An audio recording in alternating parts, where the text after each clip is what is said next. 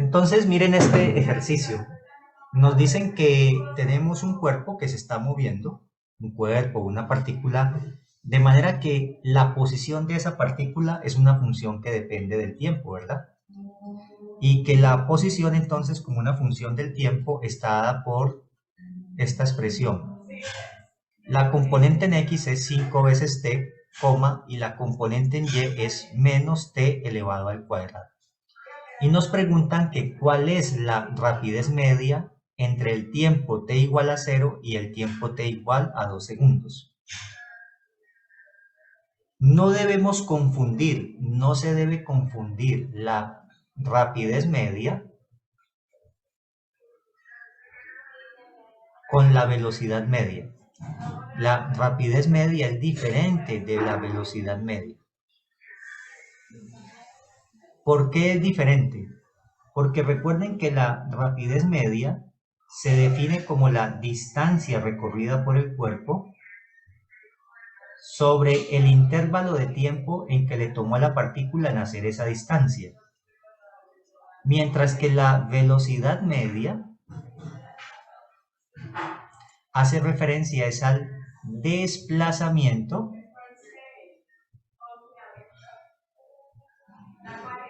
sobre el intervalo de tiempo en el que le tomó a la partícula nacer ese desplazamiento.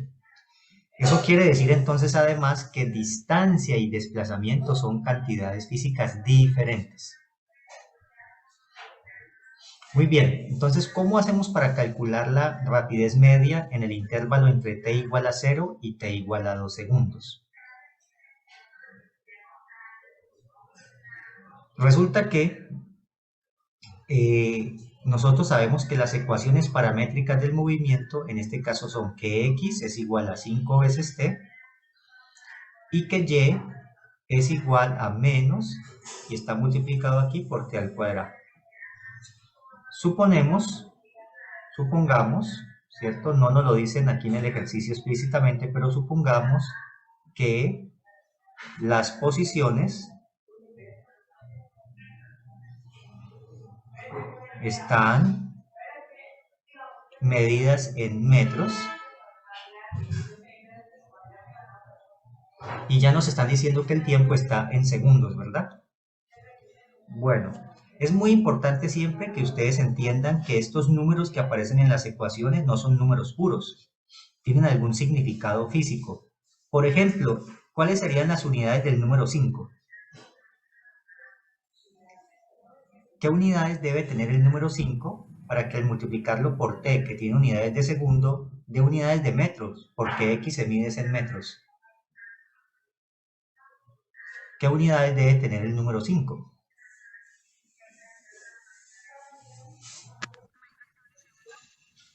¿Metros sobre segundos Metros sobre al segundo. cuadrado? Metros sobre segundos, sí. No, metros sobre segundo solo. Y acá Sí. abajo en y hay un menos 1. ¿Qué unidades debe tener ese menos 1? Para que al multiplicarlo por unidades de segundo al cuadrado me dé unidades de metro.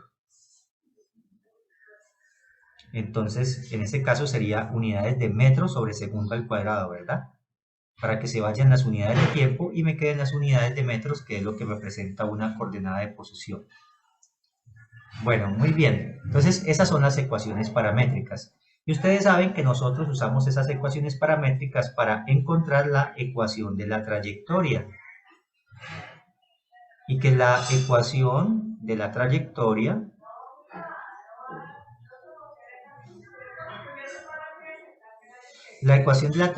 entonces la encontramos de la siguiente manera. De la primera ecuación despejamos el tiempo. El tiempo nos da entonces igual a la coordenada x dividido 5. Y eso lo reemplazamos en la ecuación para y. Entonces me queda menos el tiempo al cuadrado, pero el tiempo es x dividido 5. De manera que encontramos que la ecuación de la trayectoria es menos 1 sobre 5 al cuadrado, que es 25, y multiplicamos por x al cuadrado. Así que esta ecuación pues, es la que me proporciona la información de la ecuación de la trayectoria. ¿Qué significa eso? Entonces lo que eso significa es que si nosotros hacemos una representación gráfica, Entonces tomamos nuestro sistema de referencia, esto es el eje Y, por acá estaría el eje X, y igual a menos 1 sobre 25 por x al cuadrado, pues estamos hablando de una trayectoria parabólica. Cuando x vale 0, y vale 0, o sea que la partícula estaría aquí en el origen y abre hacia abajo. Así que es una parábola que abre hacia abajo, ¿verdad? Así como a mano alzada.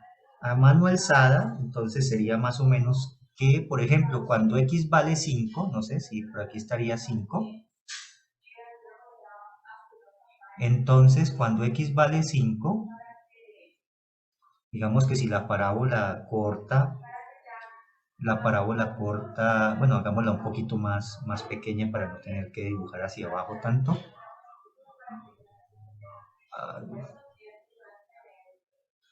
Entonces coloquémosla por aquí.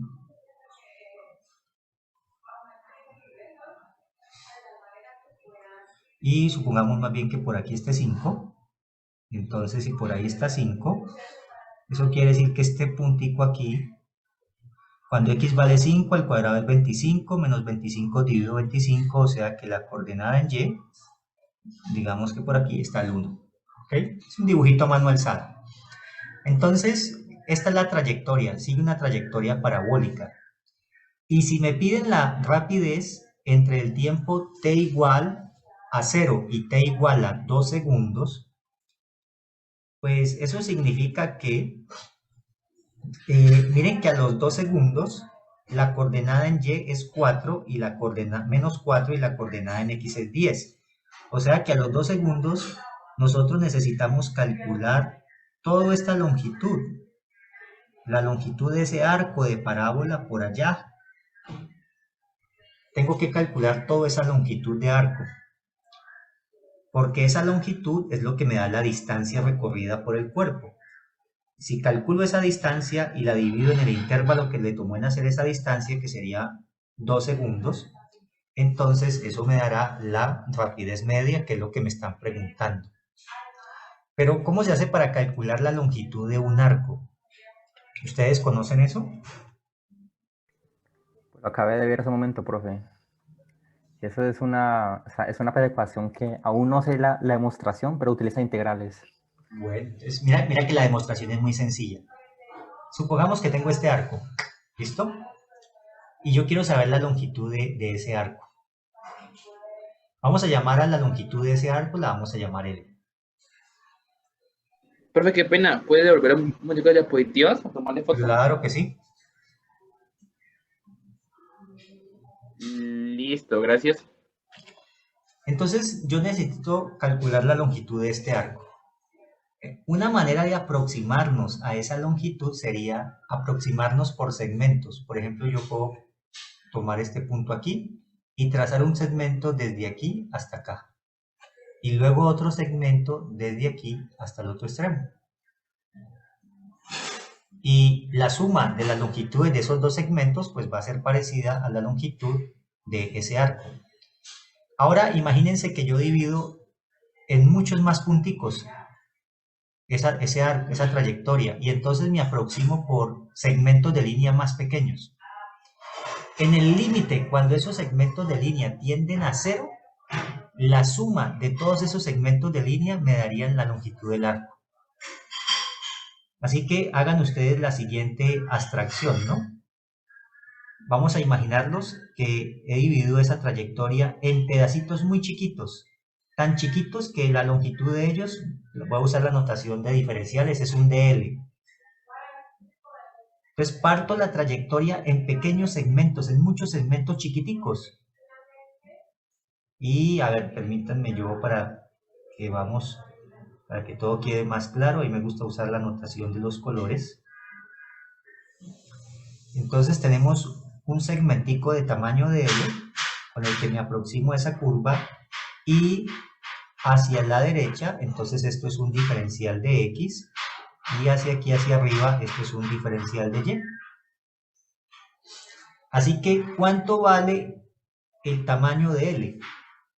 El diferencial de L, ese pedacito de longitud sería la raíz cuadrada de X teorema de Pitágoras, ¿verdad? De x elevado al cuadrado más de y elevado al cuadrado. Y ahora pues podemos hacer lo siguiente.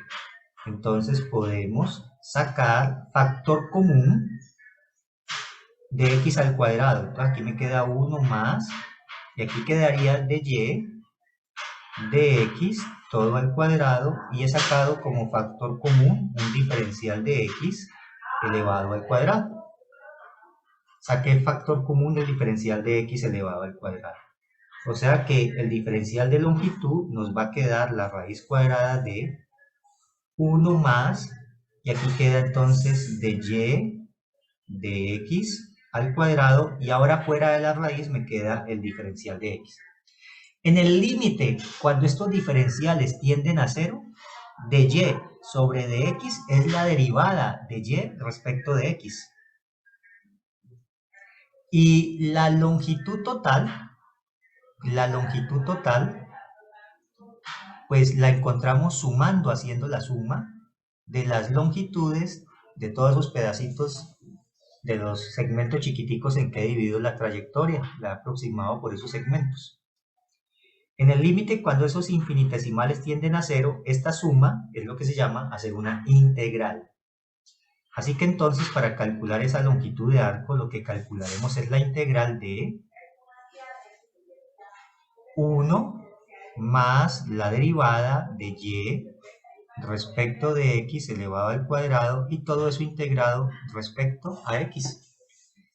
Y en el caso de un plano, pues esa es la famosa fórmula para la longitud de arco. Por ahí alguien me quiere hacer una pregunta. Bienvenida. No pregunto, solo que, o sea, me perdí un momento cuando hiciste el factor común. Ok, sí, devuélvete. Mira que si tú metes el diferencial de x al cuadrado en el paréntesis, diferencial de x elevado al cuadrado por 1 te da este primer término. Y diferencial de x al cuadrado multiplicado por diferencial de y cuadrado dividido diferencial de x al cuadrado, diferencial de x al cuadrado dividido diferencial de x al cuadrado da 1. Ah, Y simplifica. solo queda Sí, el sí. diferencial de y al cuadrado. Ya. Bueno, pero no importa. Ustedes pueden hacer aquí las preguntas que quieran. No hay lío con eso. Bueno, entonces esa es la famosa fórmula de la longitud de arco. En nuestro caso, nosotros encontramos la siguiente ecuación de la trayectoria: y igual a menos 1 sobre 25 por x al cuadrado. Recuerden que tenemos y igual a menos 1 sobre 25 por x al cuadrado. Por lo tanto, entonces esto implica que la derivada de y respecto de x es igual a menos el 2 baja a multiplicar al 1 y me queda x, ¿verdad? Eso es de y de x. Y por lo tanto, entonces, pues tenemos que de y de x elevado a su vez al cuadrado, pues es igual a 4, 25 al cuadrado, todo el mundo se lo sabe, es 625, y por x elevado al cuadrado. Muy bien, o sea que la longitud de arco que nosotros queremos calcular es la integral de la raíz cuadrada de 1 más 4 dividido 625 y por x al cuadrado, e integrado respecto a x. Como estamos integrando respecto a x, ahora podemos mirar cuáles son los límites de la integración. Entonces observen ustedes lo siguiente, ¿no? Nosotros teníamos que x como una función de t era igual ¿a quién? A 5t. Esa es la información que nos daba el ejercicio. Mírenlo allá arriba en la ecuación de la posición, el vector posición. Así que cuando el tiempo vale 0, entonces x vale 0. Y cuando el tiempo vale 2 segundos, entonces x va a dar 10.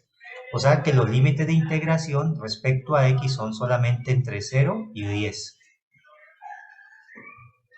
¿Listo? Hasta ahí llegó la física. De ahí en adelante es un problema de matemáticas. ¿Cómo calculan ustedes, cómo resuelven esa integral?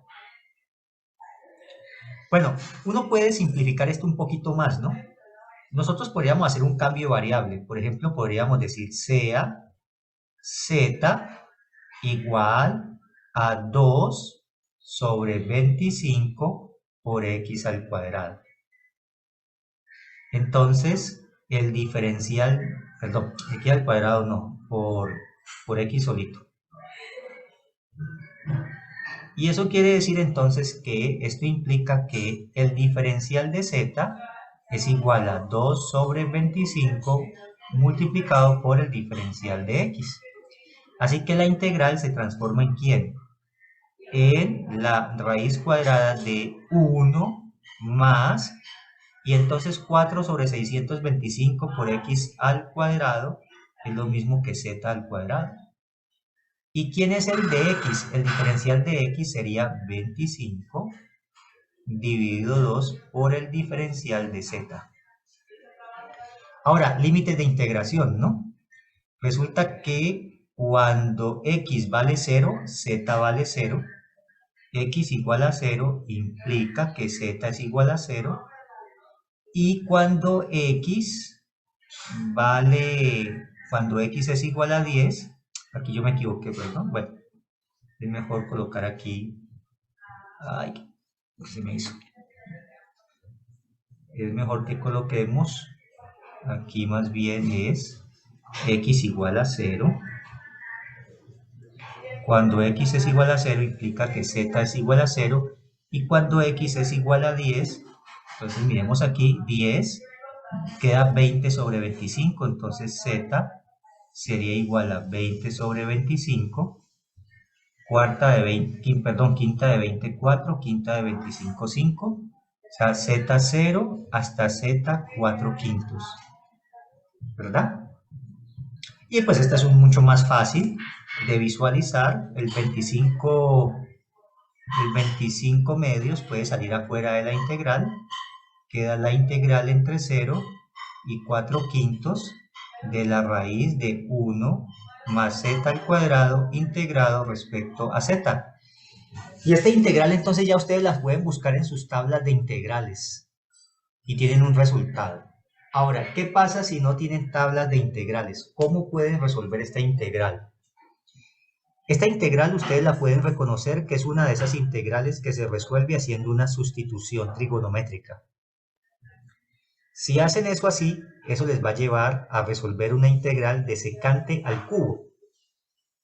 Pero a su vez, secante al cubo no es fácil de hacer de una, pero sí se puede hacer a mano. Y la integral de secante al cubo se puede hacer integrando por partes, 2 veces seguidas. Bueno, pero si usted no se acuerda de nada de eso, entonces, ¿qué hace? La otra cosa que usted puede hacer, pues, es resolver esa integral usando un computador.